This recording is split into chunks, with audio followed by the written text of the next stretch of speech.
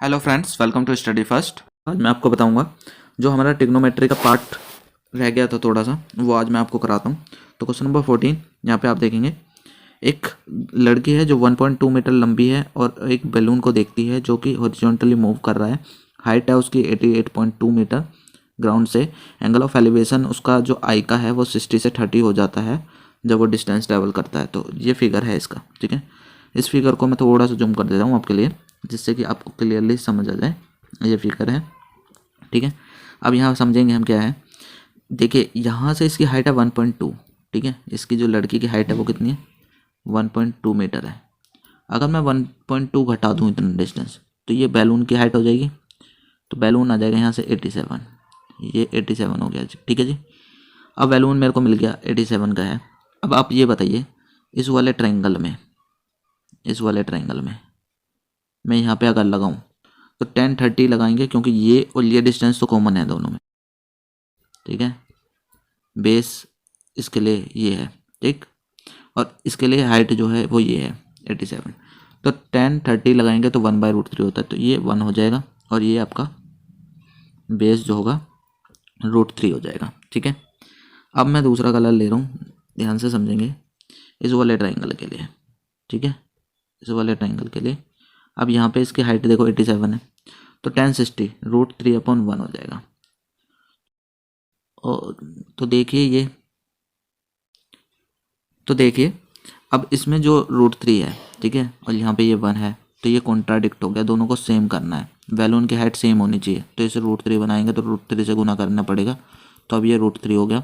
तो इधर भी करना पड़ेगा, तो ये 3 हो गया। तो टोटल डिस्टेंस मेरा 3 है, ग्रीन वाला। 3 में से ये हटा दूँ हिस्सा, तो बैलून का जो बचा हुआ पार्ट है ये गोले में मैंने डाल के दिखाया, तो 3 में से 1 घटा दूँ, 2 के बराबर है। तो आपकी 2 की वैल्यू चाहिए, 2 की वैल्यू आपको चाहिए। आपके पास √3 की वैल्यू है 87, 2 की वैल्यू पूछ रहा है। तो √3 से ये अपॉन में 1 की वैल्यू आ जाएगी 87/√3, और 2 की क्या हो जाएगी, 2 से गुना हो जाएगा।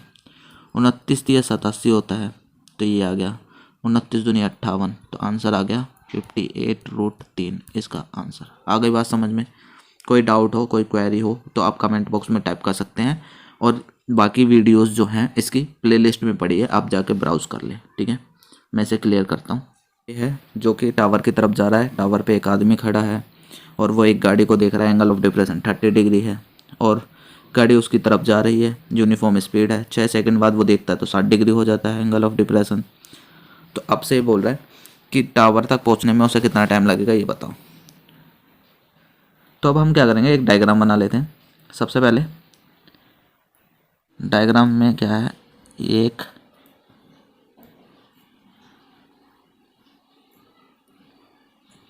ये कितने एंगल पे देख रहा है, 30 डिग्री पे देख रहा है, ठीक है।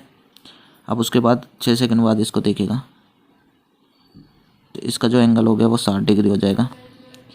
मैं कलर दूसरा लेके दिखाता हूँ। ये एंगल इसके बराबर हो जाएगा 30 डिग्री, ठीक है। तो 30 और ये वाला 60, ठीक। कह रहा है यहाँ से यहाँ तक लगने हैं उसे 6 सेकंड, 6 सेकंड लगे हैं, ठीक है। कितना टाइम लगा है, 6 सेकंड। ये ध्यान रखना है आपने। यहाँ से यहाँ तक जाने में कितना टाइम लगेगा ये पूछ रहा है, टाइम टी ले लिया। अब आप ध्यान से समझेंगे क्या चीज़ मैं बता रहा हूँ आपको। थोड़ा सा मैं इसे शिफ्ट कर लेता हूँ। आप डिस्टेंस में कैलकुलेट करते हैं, हाइट वगैरह सब कुछ। तो मैं इस वाले ट्रायंगल में काम करूँगा। तो मुझे ये बताइए, ये और ये का रिलेशन किस में होता है, पी और बी 10 में होता है। तो आप 10 लगाओ, तो 1060 कितना होता है, √3/1, ठीक है।